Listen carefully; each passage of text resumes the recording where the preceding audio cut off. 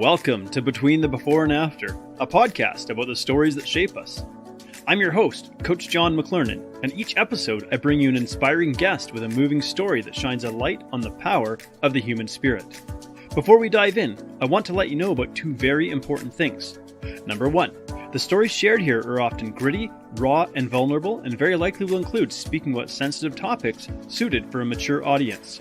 Number two, this podcast is also broadcast live on YouTube, Twitch, Twitter, LinkedIn, and Facebook. So on whatever platform you follow myself or Freedom Nutrition Coaching, you have the opportunity to participate in this discussion during the live stream. And we encourage your participation both by commenting and asking questions. And so this podcast is about exploring the stories that take place between the before and after photos, not just in the realm of weight loss, but in all areas of life. So let's dive in. All right, I'm super excited for my guest today. I always say that, but I always love these conversations. So Brian, I'm so happy to have you with us. How you doing today, man? I'm doing great. Thanks for having me, Coach John. Yeah, you bet. So you know what? Before we dive into your story, which is a really amazing story, by the way, I'm just going to give people a preview or a little shout out. You got a great story and amazing work you're doing. What are you up to right now, and where can people find you? Yeah, I'm going to start with the second question first, which is where can people find me? That's getoutofyourhead.com. That's my website for the mental health stuff. If you want to find me on social media, the best place for the brand is on Instagram. The handle there is getoutofyourhead. What I'm up to now, I will say it's a little tough where I'm not able to pursue the mental health stuff full time just because I can't pull a full salary out of it. So it's more of a nights and weekends passion project. I keep myself afloat with the full-time gig in software development, which is actually a lot of fun and kind of feeds into some of the mental health stuff a little bit, or at least like becomes a form of therapy for me, which is awesome. But in terms of the brand, what am I working on right now? I had a second book come out in November of last year. That book's on depression. I'm sure we'll jump into that one in a little bit. And then also just trying to focus on, writing more blog posts, getting more content out there to folks. Cause it's like, I can't necessarily crank out a book every year, even every couple of years. So it's just continuing to try to connect with the audience and help folks and do podcasts like this one where I'm getting the message out there. That's absolutely amazing. And what the cool thing about coaching is because I've been in your shoes before, where it takes time to actually build a practice for people to even like become aware that you exist in a world where there's a lot of coaches out there. And so, the software development is like the vehicle that's going to help you get to be able to do this impactful work even more. What fascinates me is how people end up doing something like this, because almost everyone I meet doing some kind of coaching has been through some major struggles in life. And that's what has led to this place of, I've got somewhere now, I'm a little further on the journey. Now I can kind of help people out. And so if we rewind the clock just kind of a little bit here, obviously your work is around mental health because of some of the struggles that you've had. Maybe when was the first time in your life you kind of became aware that there's maybe not something quite right and started having that discussion around mental health? Yeah, it started in high school for sure, and then kind of exacerbated itself in college.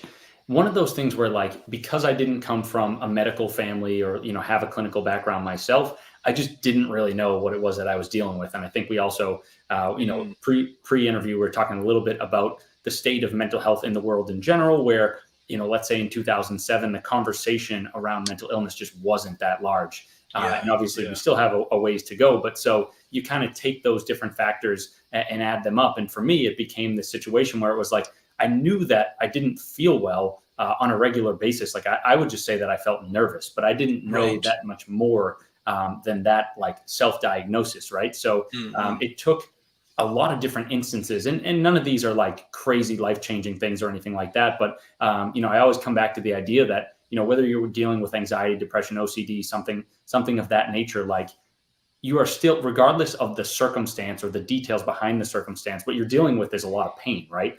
And you want to get rid of that pain. So it's really hard when we start comparing like, oh, this person's anxious about X and this person's anxious about Y. I don't think it's a great idea to necessarily say like, oh, that situation is not as bad as this one or something like that, right? Right, because these situations are all, in one sense, they're relative to maybe our life experience and our resilience. And so what to one person seems like no big deal, to somebody else could feel like something really, really significant. So I'm kind of curious, now that you have obviously the benefit of hindsight, perspective, and the knowledge that you have, looking back, did you notice when you look back? I wonder if there's some things maybe even earlier in childhood that when you look back, you go, "Huh, the signs were probably there a little bit earlier, but maybe I didn't even know what I was looking for." You know? Yeah, I do think you're right. I can definitely point back to several instances where it was like, I had to give a presentation at school, or I thought I got Right. in Yeah. trouble Yeah. at school or something like that. I remember one morning where I thought that I was, gonna get called down to the principal's office. There was some incident at school, and I was very nervous that morning. And I actually like Yeah. spilled my orange juice at the table. Oh And my man. dad was like, "Dude, what's up? Like you look off or something like that." And I kind of just blamed the orange juice like on the incident. I was like, you use that as an excuse to get myself out of talking about it. That one, I Yeah. don't know, that might have been like fifth grade or something like that. But I definitely go back and I think to myself, yeah, I got nervous in a lot of different scenarios. And I guess it's, some people will say like, well, we all get nervous, don't we? And it's like, I Mhm. think we do all get nervous, but it comes down to like, is it a chronic thing? Is it something that plagues you for a lot of time? And is it hindering Mm. you from living a normal life? I think that as I got older and I went into specific scenarios, whether it was like a date with a girl that I liked, or anticipating going skydiving or something like that, like these ideas and the thoughts behind them, they would kind of hijack my brain. And it would be hard Right. for me to like focus on things for days at a time. And I think when you get to that point, you finally say Yeah. to yourself, like, I really got to do something about this. This is different than like, somebody says, "Hey, do you want to come over?" And I'm nervous for like 30 seconds, right? Right. When it starts to become like crippling in a sense, when it starts to affect our ability to function normally, that's where we might say there's kind of a delineation between the normal sort of human experience of having nerves over something that means something to us, and now this is starting to affect my ability to function, and even affecting my executive function, we would call it, where yeah, it's I can't think clearly because this is drawing me into a much more primal part of my brain, and so the old prefrontal cortex there is not really front and center the way that it should be. Yeah, absolutely. And I think also I was talking about this on a recent podcast, just the research around the brain itself, where, the Mm, prefrontal cortex, like that is, as you alluded to, like we get that executive functioning. We're able to maybe say, like, hey, I don't want to think about this stuff today. I'm going to methodically put some of these thoughts down. A lot of research around the brain says that like frontal lobe development doesn't happen for a while, right? So for a 13 right. year old, this is going to be a lot more difficult than, say, for a 27-year-old. And Yeah. that's not to say that it's not difficult for 27-year-olds or somebody older than that. But I think just as you get older, things do change a little bit. Mm. How did this affect like your life, maybe going through your teen years and socializing and moving into young adulthood? How did that affect you? Yeah, I mean, it's definitely affected me on a social aspect. I would say most of it probably around like women. I think some of it being, like fears of intimacy and whatnot. And then you get to college and it's like, hey, everybody's a little nervous of things like that. Why don't we just drink, right? And then we'll feel better Right. and Yeah. we won't be anxious and whatnot. And when you're 18, it seems so harmless, like everybody drinks and we're having fun and whatnot. And then you get to a certain point where you say to yourself, like, I am masking something, right? And I am not dealing with something that I need to deal with. Now, obviously, that's not necessarily to say that you need to go all the way deep into your anxiety and face it and call it out and whatnot. But there is a nice balance you can find where you say to yourself, like, look, what I may be doing with alcohol or some other drug or whatever is not beneficial for me. So let me do a Mm, little research, like, or introspection to see what it is that I am hiding. And then let me, kind of analyze that a little bit. If I have to work with a therapist to unpack that and see maybe come up with some new helpful insights for myself. I think that was definitely part of the journey as well. yeah, yeah. When did something go click? Like maybe I should talk to a professional about this to try to learn more. Because as you alluded to, like I'm 40. I'm not sure if you've ticked over 40 yet. You're still young and handsome there. But as you've alluded to, like earlier on, 10, 15, 20 years ago, these sorts of conversations weren't really happening, and so it's like we didn't even know where to go to ask for help. And therapy was this thing that you did if something was seriously wrong with you. So if you were kind of like trying to normalize it and go, well, I can deal with it. I can live with this, and I can cope with this. So when did something go click and you're like, I need to talk to a professional about this because there has to be a better way? Yeah, a couple different times. And honestly, like the kind of person that I talked to varied throughout my lifetime or the history of it. So, like early on in college, had a couple panic attacks or had one in high school, had one in college. Both of them revolving around like a situation with a girl that I liked. And for Mm, me, that was really, both of them were pivotal moments where I said to myself, like, when you're 18, you feel as though the only thing that's important is women, right? Or maybe going to the gym and partying and whatnot. But you don't have that worldly perspective or whatever it is to say, like, hey, what's really important is like my health and my family and my well-being and all that stuff. Those were pivotal moments where I just didn't have that right perspective, and I said to myself, like, those panic attacks and the feelings the residual effects of them are affecting the way that I socialize, the way that I date. And I don't want these things to hold me back anymore. So I want to go talk to people, right? I want to talk to a therapist. I want to read a bunch of different books and journal articles and just get some, more downloads on what's going on here. So that started one of the conversations. I went through a pretty, I don't know. I hate to like stress it too much because I don't want to like make it sound as though what I've been through is any more difficult than somebody else. But I went through a relatively difficult period of depression senior year of college. And then that was where I like reconnected with therapists because I was in a really, really dark place. And so it was like, I don't know, there is some threshold in your mind where you say to yourself, like, before the threshold, I'm willing to tough this one out or kind of go it on my own. And once you reach kind of the past the line in the sand, I think you really start to say, like, I need help. I can't handle this on my own. Maybe maybe let's not be so daunting with it and say help means like find ourselves in a psychiatric ward and up on all these different things. But like just talking to people and understanding what it is we're dealing with and finding, a beneficial path through. Yeah, that first time you had a panic attack, were you aware that it was a panic attack, or how did it register for you? Yeah, I mostly just said that I was like really nervous, like insanely nervous, to the point where my heart was racing. I was sort of shaking, like visibly. I don't know what the right word is, like other than, agitated, nervous, something like that. So that was also part of the difficulty of the journey, was me saying to myself, like, I know physically and emotionally what I've experienced, but I don't have the tangible terms to be able to go to Google, to some of the search engines and say like this, help with X. And I think part of that is the fact that the mental health conversation has grown a lot since 2007, 2008. And part of it is also the amount of, I think technology in general. We've got all these different search engines that are way more powerful than they were before. And we have tons of content out there across the internet where, if I'm going back to that day where I had a panic attack in college, I woke up and I was like, okay, let me find some information. And I just typed in like, I'm nervous, help with nervousness, whatever. And I'm pulling these like $50 ebooks off of people's personal websites. And a lot of them, I mean, I'm not trying to speak too poorly of folks. I don't even know who they were, but some of them just weren't good. Right. And it's like, it's nice that you can now go to Amazon. You can say, hey, what are the best sellers in the category? Let me read the top 50 books, the top 10 books, whatever I have time for. And that's going to be pretty beneficial overall, I think.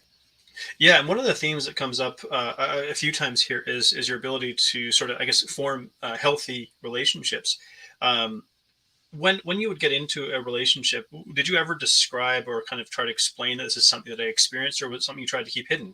Definitely try to keep hidden. And I think that was one thing that I learned as I went on, was that, the amount of candor you're willing to have, sort of, it not only helps alleviate some of the anxiety that you feel, but it also creates a deeper relationship. And I will say, like, this is probably, I mean, we can go down this path if you want, but this is probably could be a different topic for another conversation. But I actually went on a psychedelic retreat in January.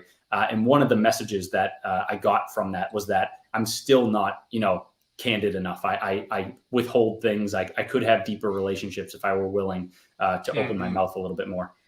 Yeah, well, that's definitely, I think, an interesting experience to explore. I think it'd be worth it, because people are looking for tools out there. They're looking for just some kind of answer, and I think it's important for people to understand, because I mean, I've dealt with anxiety and sort of I say depression, but really the way that I would describe it is anxiety like burns out your nervous system. And then when you reach, you can only redline it for so long before if your nervous system goes, I need a break, and fall into this like depression where it would feel like I was just staring into blackness. And, I don't really have another, this huge, heavy black cloud would just come over my head and I couldn't seem to lift it off my head, kind of thing is how I might describe it. And so at some point in time, though, you started obviously having some success with what you were experiencing. What tools were helpful for you that you started to implement?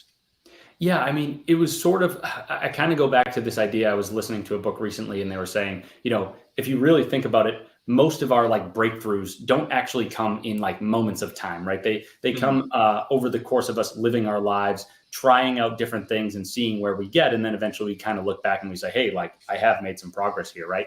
So for me, it was really just like, reading a bunch of different books, attending different seminars, listening to podcasts and YouTube interviews and stuff like that, and sort of just like slowly synthesizing some of the information and then going to situations where normally I would feel really anxious. And I probably still did feel anxious as I went to them, but I was trying out different strategies that I had picked up along the way. And then, over the course of time, 2 years, 5 years, whatever it is, I was able to look back and say to myself, hey, I put that strategy to the test for 4 years. And I can tell you damn well that it didn't work. At least not for me. Obviously, everything is a little bit subjective, but that was kind of the process in general. I think some of those strategies, one of them, and it really, speaks to the ethos of my brand, was basically, the brand is called Get Out of Your Head. And it's the notion that like a lot of people tell us, hey, if you want to succeed in some area or achieve a goal or achieve a certain outcome, you need to visualize it in your mind first. And I'm not saying that that can't be helpful for anyone on the planet. But what I am saying is that for the anxiously inclined, that can be a psychological death sentence, right? The next thing you know, you're trying to see yourself, holding some trophy, performing in a certain fashion, whatever, and your anxiety is in there mixing things up and you're feeling the resistance and you're trying to push it out and you can't and you can't and you can't. Next thing you know, you're in some ruminative cycle and you feel really, really bad. So that was one of the strategies for me that helped a lot, was to be able to say like, dude, like you got to drop the thoughts. You got to get out of your head. You got to just allow yourself to live in the moment. And then whenever it is that you get to the situation that you're fearing, just continue to stay present to the best of your ability. Yeah, you've touched on a couple of really, really important things. And one of the things I actually wanted to wind it back is just this idea that a breakthrough doesn't necessarily come at one moment in time, like a lightning bolt from heaven kind of thing. Because very often when we're working through some sort of challenge or obstacle we're facing, that's kind of what we want. I just want this, like that. I want it to be over with. And in reality, it's more like you chip away at it. And eventually there is that breaking point where you really notice something has changed, but it takes time to get to that place. And I mean, being willing to kind of put in the reps. The other thing you touched on, I think it's really interesting because at the time of recording this, I had just done a live stream earlier today about creating a wellness vision for people. And that is about creating a picture in your head of what you want, so you can kind of steer towards that. And so I think, you're highlighting something really interesting that can be, and I absolutely agree, for someone who is anxiously inclined, that can be a really, really difficult thing because our brains don't really distinguish between what we picture in our mind. You think about having a dream and you wake up and your heart is racing, your palms are sweaty, and you go, well, hang on a sec. Like this was just a picture in my head. That's all this dream is. Or watching a movie and feeling emotions. So you're crying or your heart is thumping, you're scared, you're freaked out because you're watching some kind of psychological thriller. Like these are all just like things that we're picturing in our head, and yet it's creating a physiological response in our body. So the power of the mind is really, really quite something. But you said like the kind of the core of your ethos and brand here is get out of your head. And sometimes that might sound like a really blunt phrase for some people. For sure. But so when you're saying that, what are you sort of picturing people doing? Yeah, I mean, so we could jump into it a little bit. I guess in the first book, I'll just give you the title. It's Get Out of Your Head, a toolkit for living with and overcoming anxiety. So that's, I've got a book on anxiety, a book on depression. In the first half of that book, I lay out a framework, which I call the 10 steps to getting out of your head. And there are 10 simple steps that you can walk through when you're feeling anxious to try to mitigate some of the negative feelings that you're experiencing. The first one on that is first step on that list is just to breathe. And I like to say like these steps, they're not meant to be rocket science. Like I'm not here to say like, hey, I have all the answers and just implement these steps and you'll be great. Right. It's kind of just more reminders of like, hey, look, you are probably in your head. And I don't say that in a condescending way. I say it in a loving way, right? I want to help you get to a spot where you feel a little bit better. And there's a lot of science that shows that when we breathe deeply, when we exhale deeply, we activate our parasympathetic nervous systems. And that's, the part of the nervous system that's responsible for calming us down, slowing us down. And then also, it's like when we're revved up, when we're anxious, our ability to think critically or logically, or at least rationally, sort of falls out the window a little bit. So we're like, sometimes we get wrapped up in all these different ideas and we're freaking out over things that may or may not be accurate or true or likely to happen or something like that. And the reason why I put breathe as, the first step in the list was just to say like, hey, if you can sit down for like 60 seconds, 30 seconds, breathe it out real quick. It's possible. I'm not saying it's 100% likely, but it's possible. Then you then look back at what you were worried about and say, oh, wait a second. Like I was really wrapped up in that for a minute. I don't want to think that way anymore. I don't want to give so much attention to that. And sure, it's definitely possible that whatever it is that you're dealing with is stronger than that, and you're still anxious, right? And that's why there's 10 steps and not one. So kind of just providing folks with simple tools like that. Yeah. And for those who are listening to the audio version of this, we're looking at a visual in the live stream. Get out of your head. And you've got a picture of the brain, and it looks like the brain is like a viper, and it's kind of a cool, thought-provoking infographic there. It would almost maybe look like that, I don't want to say like your brain is your enemy, but like there's something happening in there. What inspired you to create that kind of visual? Yeah, I could talk about this for hours, honestly. But so the original book looked a little bit different than it does now, and so did the brand. Actually, there was a different book that came out with the same name that looked way too much like mine, and people were getting confused. So I sat down with my designer, and I was like, I think we need to switch it up a little bit. He also, he had read my book before, and he was in favor of something like that. He was like, the original cover that I had on the book was not exactly, he's like, it's not necessarily a full brand. I want you to have that. So we sat down, we did a full branding exercise, went through a bunch of different things. And he was like, yes, your brand is a little bit in your face, right? Like the content that you write about, that's the way the narratives go. So let's mirror that with the imagery, the icon of the actual brand itself. There are a lot of different symbols that we can pull out of the actual, the snake brain design. So yes, you talked about, your mind being the enemy or your enemy or something like that. That is definitely in there. I think I sort of look at it as, okay, so if our mind is like a snake and snakes can coil, then they can kind of wrap around us and almost like try to kill us, right? And I think we can take that figuratively in the sense that like our minds can be scary places. We can also take that literally, right? Like obviously and sadly, some folks like, and I don't say this, like, I'm not saying this to like down on anyone. It's just like matter of fact, right? It's like some people are driven to, suicide or suicidal tendencies because of the way that their minds work. And it's really sad, but, I kind of wanted to give light or, sort of make mention of that a little bit subtly in the branding itself. And just then to speak to the reality of it. Yeah, definitely. We don't necessarily want to shy away from the difficult reality that people are facing because, and you mentioned, let's say the S word here, which is again a topic that maybe people are afraid or are really uncomfortable having this conversation about. But it's like if we don't ever have these conversations, it remains something shameful that people keep hidden, and it shouldn't necessarily be that. Back a couple seasons ago in this podcast, I interviewed a stand-up comedian who had twice attempted to take his life. And, he was very vulnerable and open in terms of sharing how he got to that place and what got him out of that place and what saved him. And, kudos, tip of the hat to Jeff Macalino, actually is his name. If you want to go back to season 2, I'm not sure what the episode number is, but season 2 of this podcast, a really, really great episode where he just opened up and shared, this is what got me to that place. And this is what got me out of that place. If we don't ever have that conversation, because I think of a couple of things and, number one, suicide is probably 3 times higher in men than women. And I think that's a really, really important thing to talk about because we do have a crisis of, I think, male mental health and masculine sort of idealism or masculine imagery in and of itself and how it's manifesting in our society today, which is really in some very uncomfortable ways, but the other part of it is sometimes for people, it feels like that's the only option. I don't see another way out of this. And I can't imagine continuing to live for the rest of my life with this being my experience. And so you're wanting to equip people with a sense of hope, saying your present reality does not have to be your destiny. There is a possibly different scenario here. Most definitely. Yeah. And that was the basis behind my second book, which is, sorry, shameless plug, but no, plug it away, man. Get Out of Your Head, Volume 2, Navigating the Abyss of Depression. It is really tough, right?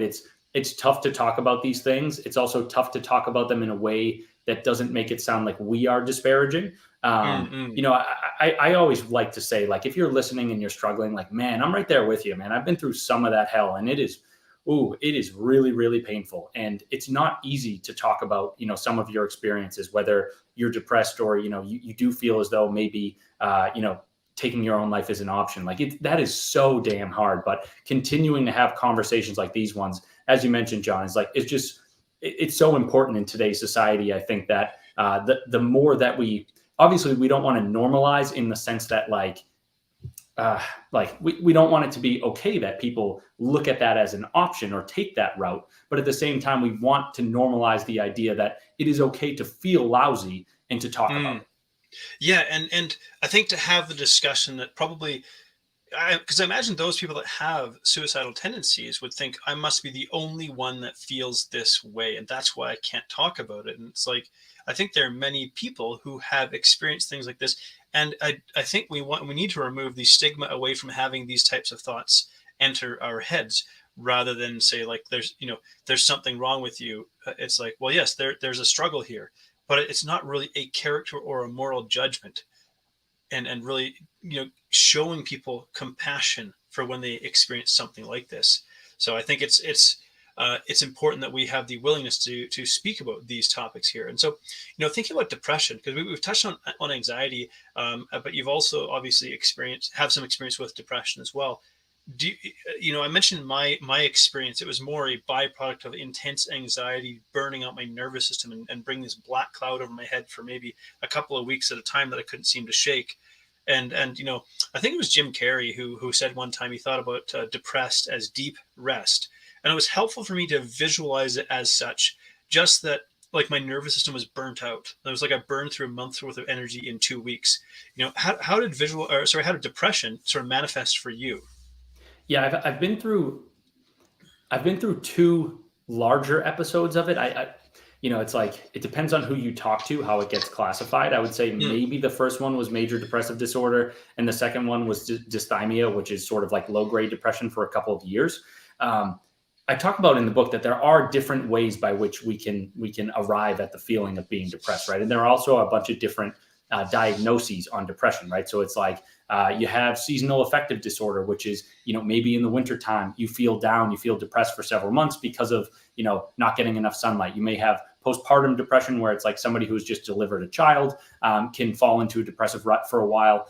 You could also, like, as I mentioned, you know, dysthymia, where it's, you know, a couple of years where you don't, you know, it's manageable, but also you feel depressed like on a lower level, sort of like a lower grade for a couple of years. So I kind of cover a bunch of those different paths into depression in the book. I would say for me, you know, it was like the first one was at some point I'll give the whole story. It'll be probably part of another book. I'm not exactly sure, but just sort of dealing with some inner demons that like popped back in my life senior year of college that I kind of thought I had put to bed. And feeling as though, you know, I almost held these beliefs in my mind of like, I want X and I can't ever get X. And so, you know, this situation is hopeless, right? I talk about in the second book, depression, like just in terms of like giving a layman's definition to the disease. It's basically, you know, a disease of helplessness and hopelessness. And so it's like, if we ever find ourselves in a situation where we don't like the way that things are going, like, and I mean that in like a, you know, relatively extreme way. And then we also don't feel empowered to change them or feel as though they can never change. It's pretty easy for us to fall back into a state where we feel depressed. So that was definitely a common theme in some of my experiences. The second episode, or like the second long-term episode, the one that really sparked the conversation around the book or led me to actually write that book, that was sort of like a confluence of a bunch of different factors. You know, it was like I really, for one reason or another, really dived deep into, and it was by accident, like dived deep into like climate science and got really depressed over like the state of the world and the future and, you know, like our futures and stuff like that. Really kind of finding yourself into like this existential type crisis and a feeling of hopelessness, maybe. Absolutely. Yep. So that was definitely in there. I had switched jobs and I kind of like told myself, you know, this was just another part of the depression itself, but told myself that like, hey, if I'm just able to get this job, then everything's going to be great. Right. And I found myself a few months later, really not liking that job whatsoever. And kind of like, again, finding myself or thinking, you know, if I had told myself that this was what I wanted and I have it, and now I don't want it at all, and I'm totally miserable in this situation, then can anything ever, get to the point where I feel good about it?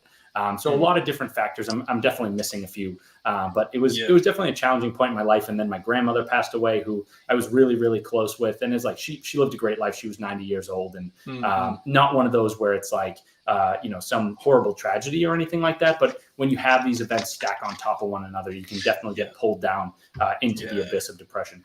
Right. You start to experience really, really strong emotions. And maybe we could even say one of the nervous system's ways of maybe pulling you out of experiencing these very strong emotions is a type of like almost shutdown. And depression can feel like that, where it's really difficult to feel an emotion because your nervous system is like not registering them as a kind of as a protective mechanism, because maybe there's this underlying fear that's not even consciously expressed, but this underlying fear that I don't have the capacity to handle the fullness of this emotion or the full intensity of this emotion. So the response is to shut down from being able to feel that. Definitely. That is, I like that definition. I also like the definition of like, if you just feel like at the end of your rope for a really long time, right? It's like one is sort of the complete absence of emotion. The other is like way too much emotion for a long period of time, and I don't know how to deal with it. It's almost overwhelmed. Yeah. Yeah. So when we think about this, because obviously you work with people and you help them because of your lived experience, and I know we'll save some of the good stuff for the book. So because I think obviously you have some great insight here, and I really encourage people to take a look at one or both of the books. I love that you wrote a companion series. I think that's really, really powerful. But how did you really start, or when did you start seeing like maybe light at the end of the tunnel, where you felt like, okay, there is hope? Because we have these conversations around like mental health, mental illness, and so on. And I almost wish we would talk about mental fitness. So really get this conversation going about the fact that just in the same way that you can strengthen your body through the pursuit of physical fitness, that we can strengthen our mind, we can strengthen our brain, that it isn't necessarily our destiny to always be in the grips of these things. It may not be that they ever entirely go away, but for example, I think my last major anxiety episode happened in 2019. And so I've been a little over 3 years since my last major anxiety episode.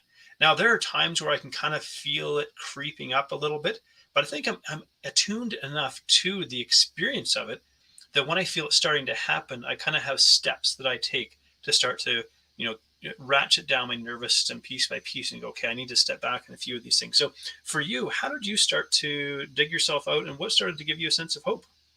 Yeah, I mean, approaching that conversation or that question is a little interesting for me because there are multiple layers here, right? It's like with book one and book two, I mean, they were totally different journeys, if I'm being honest, right? It's like, of course. When I wrote the first book, I was 27, published it when I was 28. And I was just like, I don't know. I was one of those like confident, millennials. I was just like, yep, I got this all figured out. I'm good now. And then like, even actually before I hit publish on that book, I fell into, the depressive state that eventually became the basis of the second book. And so it was like two totally different journeys, totally unexpected. I think, on the anxiety side, there was definitely a summer. It was 2015. I was just going through like this prolonged anxious episode. It was, nothing crazy, but at the same time, like I just didn't feel well. And I started like, I was in it for the whole summer where I just felt as though I had no choice but to continue, like read books, listen to interviews, listen to podcasts, just like think through a bunch of things. And I'm not necessarily saying I recommend that, right? It's like, sure, read some of the best books, try out a few things, but definitely don't be in your head for an entire summer. That's not a great idea. And then it was like I started applying some of those strategies to my own situations and finding as though they were working, right? It was like when I was 21 and I was trying certain things, I didn't feel as though anything worked besides like, unfortunately, like, have a couple beers and, get into a social scene or something like that. So on the anxiety side, it was somewhere around, like the age of 25 where I was like synthesizing all these ideas. I had been trying them out for a while, finally starting to feel as though like I was having some success. And that was really the impetus behind wanting to actually write that manuscript. I said to myself, like, I'm not going to write a book about anxiety if I'm BSing people. Like that makes no sense, right? That's just not the kind of person that I am. And also it doesn't serve anyone. You know what I mean? At the end of the day, this is a journey where I'm trying to help people. And if I'm not actually doing that, there is no point to it. So at that point, I was 25. I was like, okay, let's get some of these insights. I had them in different, Word documents and notes on my phone and whatnot. And I was like, let's kind of break them down and come up with the rough formula for a manuscript. And then on the depression side, I think some of it was like, because I had already started the brand and I had already written a book, and my mind was sort of trained to say like, okay, take these experiences, try to learn from them, figure out what you find, and then share that information with the world. I think I was able to do that a little bit quicker. That's not to say it wasn't a painful process, but, I would say somewhere within a year of that time frame, or, I actually even started writing that book like 6 months into that depressive episode. And the book actually changed a lot because it was like, I was working through this journey. And in some ways, it's like, I don't know if it was conscious or subconscious, but I didn't actually finish and publish the book until, November of 2021. Yeah. So it was like, maybe like at times I resisted it or whatever, because I was still unsure of what exactly to say and what to offer to people. And I think what I sort of settled on there was like a combination of, yes, there are strategies that you can put into place that can help you. But what we really need on this dark journey of depression is somebody with us to give us that hope, right? And that was the tone that I struck in the second book, which is just be like, dude, this stuff is really, really hard. I'm not going to talk, I'm not going to come at you and say like, hey, I've figured this all out or whatever. It's more to say like, if we work through this together, we can maybe get through this a little bit faster. We'll take some of those strategies that I've, kind of inserted in there along the way. But at the end of the day, what we really need is some love and some hope. And I want to shine a light on that, because that's super, super important. And I love that you have the humility to say, because I mean, I there's a parallel here. I work with people in the realm of weight loss, primarily in emotional eating. And I often say weight loss is a proxy goal, and like food is an emotional anesthetic. And so very often we find ourselves using it in that way. Weight loss is really, really challenging to accomplish. And we've been sold it should be fast and easy for a very, very long time. But the evidence just shows it is not true. This is a lifelong journey, but we can get you to a place where it becomes easier to navigate and manage. And so I think it's really crucial that you have the willingness to kind of be upfront and say, hey, this is still a work in progress for me. I have come a long way. I've made huge amounts of progress, but this will continue to be a work in progress, as it will for probably anybody here. So you're not selling a miracle cure where it's like, read this book and your life will be forever changed and you'll never experience this again. We need that human connection. So what I'm thinking of is, how would you suggest that somebody, because maybe someone's listening to this and they think, well, I know someone who's either dealing with anxiety or dealing with depression, and I don't know what to say or do. And maybe it's sort of like two different things, but how would you suggest somebody be a support to another person when they're experiencing this?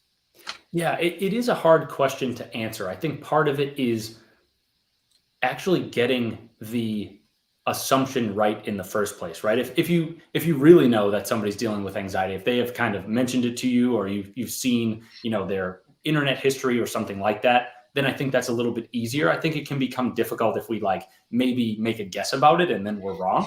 But let's start from the presupposition that we know that somebody is dealing with something, right? I think the most important thing, honestly, and I know everybody is different, so it's a little hard to say, but I think the most important thing is to approach somebody and basically let them know that you are there for them, right? It's like, I am not going to judge you. I am not here to, cast different labels on you or whatever it is. I know that maybe these things are difficult for you. Whatever you want to do, I am here for you, right? If you want to seek out a therapist, I will help you find therapists.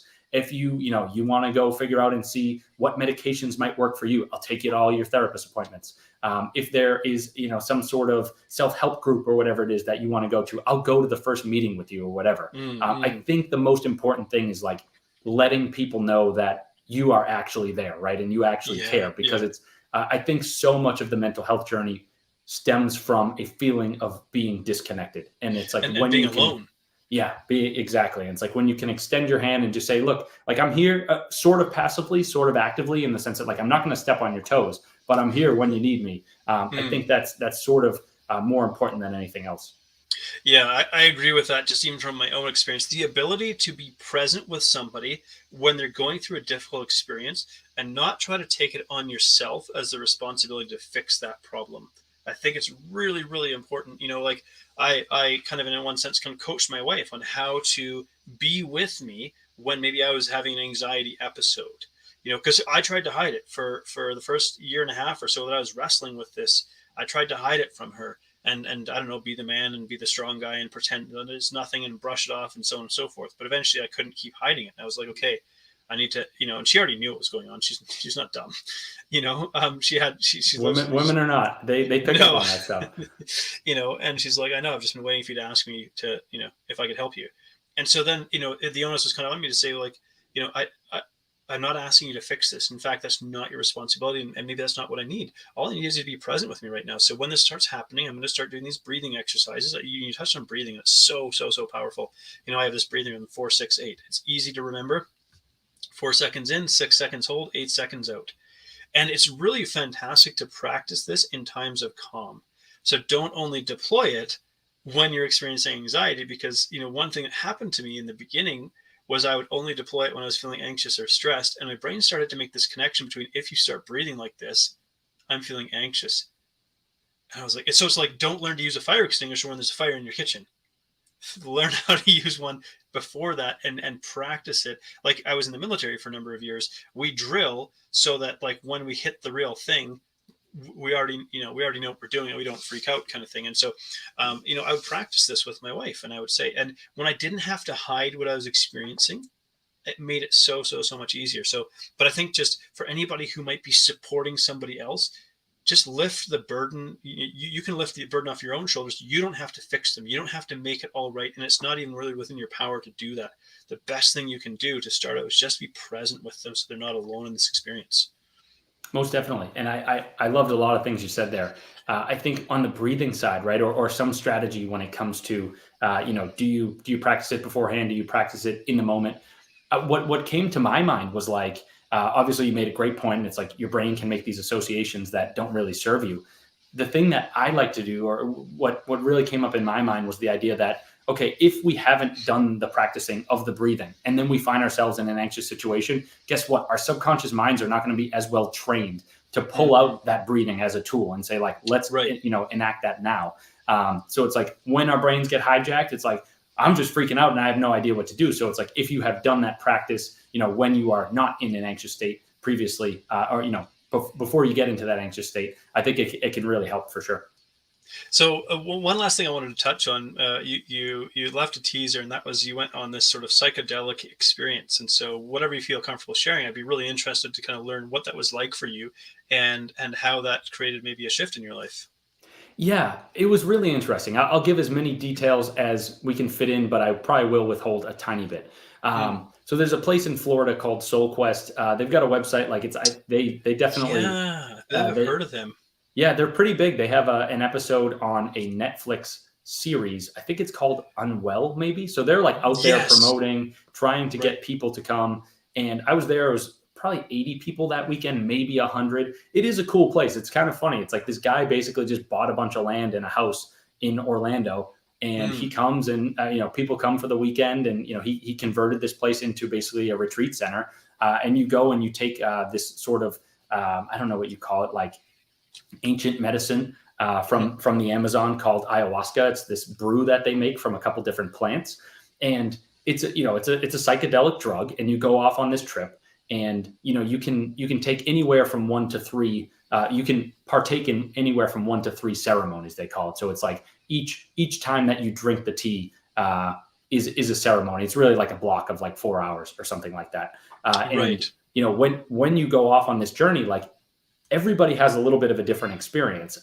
My friends actually went last year, and that was what really pushed me to do it, especially knowing that I've struggled with some of these things in my life and just wanted to see what else was out there. One of my friends calls it a colonoscopy for the mind.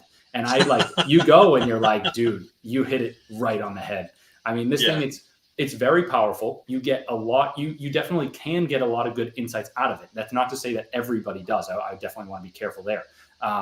But you kind of start off by like, this thing is, at least for me, it was just pulling any and everything out of my mind and forcing me to basically like come to terms with some of my greatest fears in life. And it was really fascinating in that sense where it's like, how did you know about that? Like, I haven't thought about that in 6 years or something, right? And it comes up, man, and you're dealing with it. And it's different for everybody. But like for me, what was really, really bizarre was like, it's a very unsettling process, but if you don't resist it and you work through some of the difficulties, you do get to some good insights. And so it was like mine started off, or at least like, at first you're seeing some like interesting patterns and colors and whatnot. And then like it kind of shifted and my parents came up, and I'm very close with my parents. I love them very much. They're very supportive. And the medicine was telling me, it was like, I was getting these like weird vibes that like my parents were dead or something like that. And I was freaking out. It was like, dude, you got to let go of your parents. They're gone, whatever. And I'm just like, no, I can't do this. I can't do this. I popped up off of my mat at the place. And I'm like, I am so freaked out. Like, why did I come here? This is brutal. Like, I do not want to experience this. And then you take 5 minutes, you take a breather and you're like, okay, I'm going to go back into it. So basically when you close your eyes and lay back, that's when you go into this, like, they kind of call it movie mode. You start seeing a bunch of visions and whatnot. For the most part, if you open your eyes, the visions will stop, but you may still be, unsettled or something like that. So this is really interesting. So you go to this place. I'm like, do you feel a bit of some nerves, like as like the tea is prepared and you're about to drink this tea? And I think that's where I heard of it. Is I saw an episode of this Unwell, and I see you drink the tea, and you've got a handler, probably isn't the right word, a support person or something with you, monitoring you, making sure that you're safe as you go through this experience and whatnot. You drink the tea. How long is it after you drink the tea do you start to feel it's taking effect? It's different for everybody. For me, I want to say it was like 30 minutes. It was quick. It was definitely quick. Yeah. So you lay down. So you can base, because there's an element of it, because I've never been on like a psychedelic trip, and so I wondered to myself, is there an element of like conscious awareness, like, because we often see like these movie moments where people are completely spaced out and seemingly disconnected from reality. But from what you're describing, it seems like you can still connect with reality. Yeah. My friend had described it to me and he's like, you're not really like messed up, right? You are relatively sober in a way. Like you wouldn't want to drive a car, and you definitely can't. Right. Yes. You definitely should not. But at the same time, it's not the same as like if you were to take a weed brownie, like a decent dose of a weed brownie, like you would be messed up. Right. On this stuff, it's like I don't want to use the wrong terms, but it's like it is like a different level of consciousness. Like you feel the same level of intoxication as like, if you normally go out and drink like 5 to 6 drinks on a party night, it's the equivalent of feeling like, 1 or 2 drinks of inebriation, but in a slightly different style, if that makes any sense. It's more, It's more mental than anything. Right. And then you close your eyes and you go into movie mode, and all these sort of visualizations come up.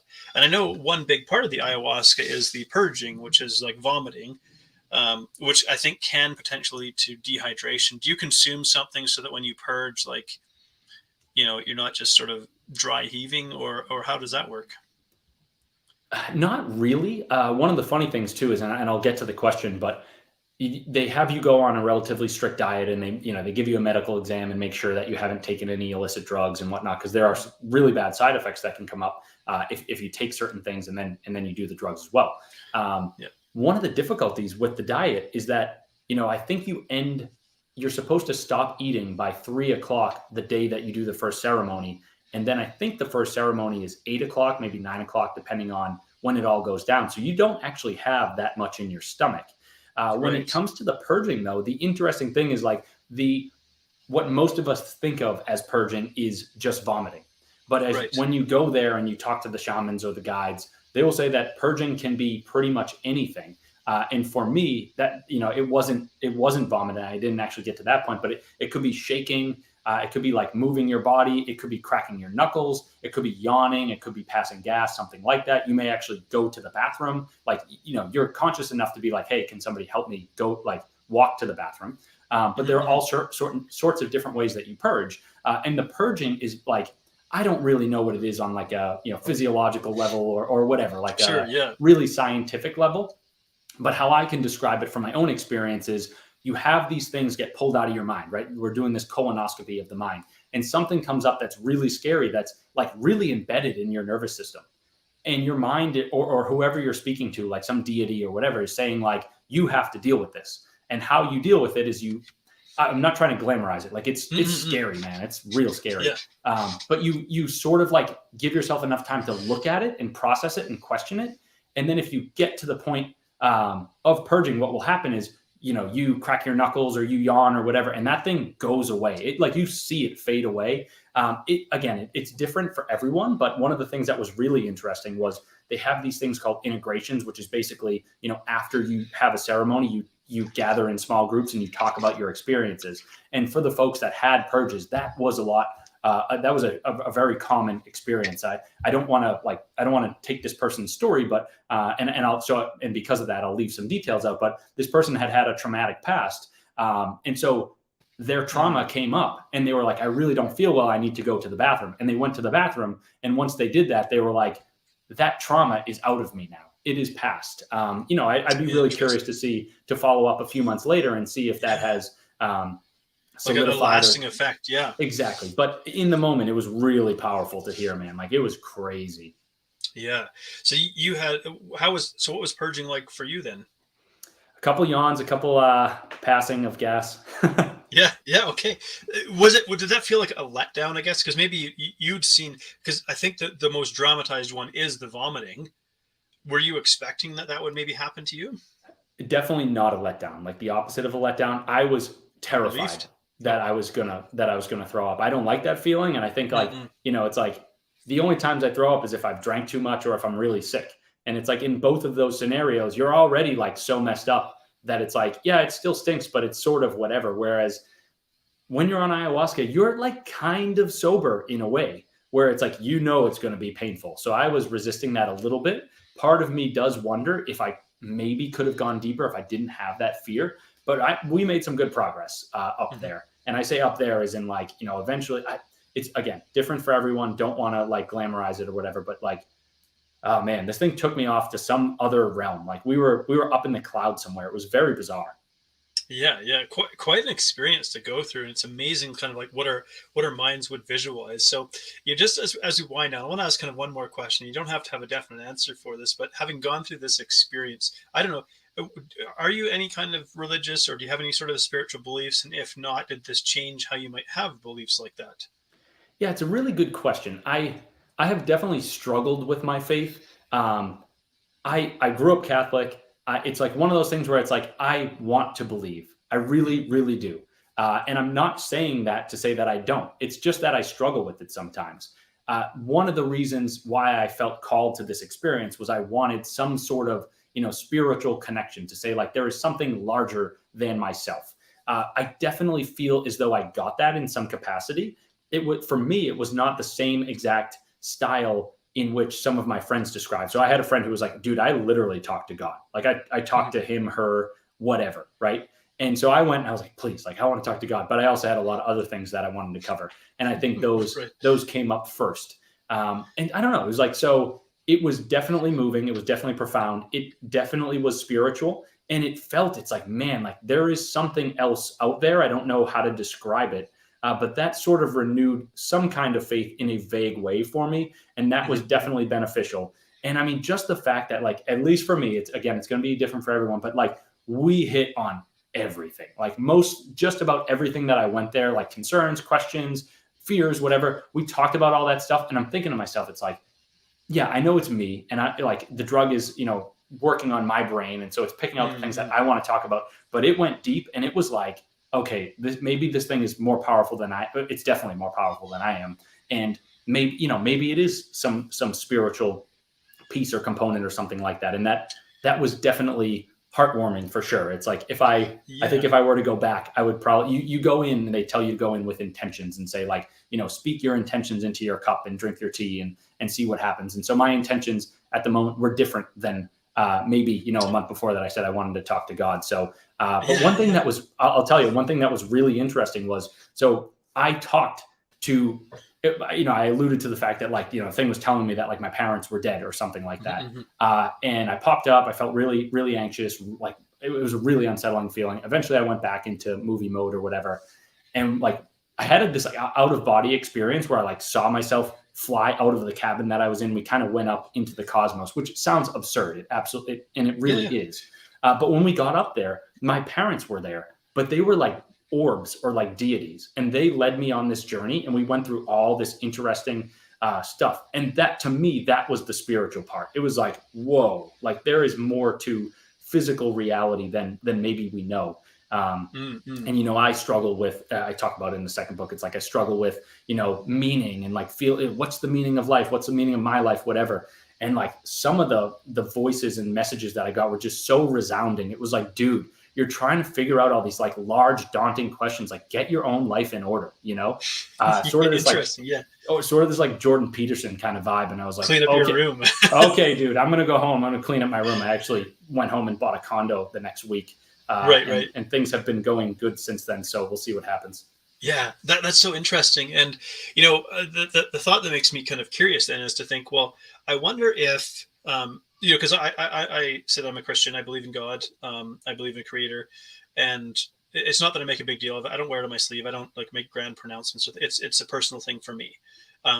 But I wonder if maybe there's a lot of people who are resistant to the idea of their even the existence of God because it's something they haven't experienced. But I wonder if sometimes our own brain stops us from experiencing this. And you consuming something like ayahuasca really removed those inhibitions and opened the door that you could kind of experience something, which then I'm kind of curious. I'm like, I wonder if it's possible for people to have an experience like this without necessarily taking a psychedelic substance. But that just happens to facilitate it because of the amount of resistance we would normally feel. Yeah, I mean, I think, you know, we could talk about this stuff for hours, but it's like one of the difficulties, right? It's like I'm a realist, or like, you know, I look at things at face value for the most part, right? It's like I talk about in the second book. It's like one thing that I really struggled with was like, okay, I'm going to the Catholic Church, and then all these priests are, you know, molesting little boys in my parish, not my parish, but like, you know, in the Northeast of the U.S. It's like, how do you come to terms with that? How do you even claim to say that you are, you know, the one who is carrying on the message of Christ or God or something like that? Like that made no sense to me. So it was like I guess what I'm getting at is like, I think for a lot of folks that they struggle with like just going to church and having these sort of normal experiences. And then it's like, okay, so it's like, I'm trying to find the supernatural in the natural, right? And then you go on an experience where maybe you do a psychedelic trip or something like that, and you have a supernatural experience. It's like, okay, I'm willing to listen now. Yeah, that's really interesting. And, you know, I think it speaks to, you know, really not putting any single human being up on a pedestal, which is really, really interesting, because I think we as human beings do this, whether it's a spiritual leader or whether it's like a famous athlete or a movie star or a politician. We take these human beings and put them on pedestals and somehow assume in our eyes that they must be these like demigods, could we say, in a sense, where they must behave in this infallible, like perfectly pure way or something like that. And then we act all surprised when we discover they're human beings who, when they were put in a position that maybe the human mind doesn't actually do very well with, that they behaved poorly. And some have done terrible and atrocious things. I think that's a nice way to put it, a good way to put it. It's like, you know, they said, don't worship false idols. And what did we do? Right. Yeah, that's exactly it. So, man, that would be a fascinating, another conversation to maybe dive into. One of my other podcasts called It's Not So Black and White is currently on hiatus over the summer before we maybe revive it in the fall for the next season. But that may be an interesting one to bring up there. But man, it's been a super fascinating conversation. Man, you got so much good to share in the world. I'm so glad that you're doing this, you know, get out of your head journey where you're connecting with people and offering them an avenue of support that, you know, maybe feels more accessible and more open than, say, maybe the traditional therapy route. Not to knock traditional therapy. I don't mean that, not to say that you're taking the place of that, but giving people another avenue that they can kind of explore on their journey of trying to come to a better place of mental health and mental fitness. So if you were to just offer people something to kind of take away one nugget from this conversation and say, here's something you could apply in your life. I know it's a big question, but what would you share with people? Yeah, great question. Deep question.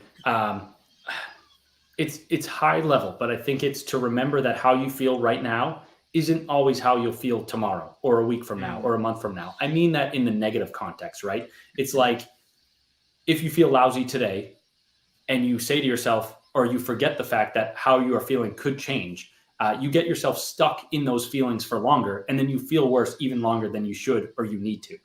So I think it's important to remember that, like, things can change. They often do. And not to lose sight of that, right? It's like, it's not like none of that. And none of this conversation is to downplay or belittle or anything like that. Like when you're going through hell, you're going through hell, right? And give yourself credit for that. Like don't take that away from yourself. But at the same time, remember that things can improve, and they very well could. They probably will. So I don't know. I just like to leave people with, that message of hope and faith and whatnot. Man, that's so awesome. And thank you so much for being open and for sharing your own story and your own journey, because I think that really, that is what truly impacts people when we see elements of hope, because we see elements of ourselves in other people's stories. And so thanks, man, so much for your time. I appreciate you being on the show today. Absolutely. Thanks for having me, John. And I do just before we sign off, I just want to say, if folks are interested, if they're listening and interested in psychedelics, ayahuasca, something like that, please just do your research. Be careful. These are powerful drugs, not to be mixed with, other concoctions and, substances and whatnot. So please just be a little careful. We don't want to glamorize these things. So. Yeah. Do it. If you're going to do it and pursue that, do it in the safest possible route. So I appreciate you adding that caveat in there. And just one last time, maybe we'll just share where people can find you and learn a bit more about what you do. Getoutofyourhead.com. You got a couple books here. On top of that, you also do some coaching, and you got a blog, and you got some merch. So you have all of this amazing stuff here to support people in this journey. And I think it'd be amazing for people to check that out and to be inspired. So thanks. Yeah, I appreciate the plug. Awesome. All right. Take care, everyone. Thank you so much for tuning in to Between the Before and After. If you've enjoyed this episode, please like, share, subscribe, or leave a review, because that helps this podcast to reach and inspire more people. I love exploring the stories that take place between the before and after, the powerful experiences that shape who we become. And I love human potential. I love the possibilities that lie within us. So whatever you may be up against, I hope these stories inspire you, because if you're still here, your story's not done yet, so keep moving forward. Anyone can come from any place of brokenness and destitution and build an amazing life.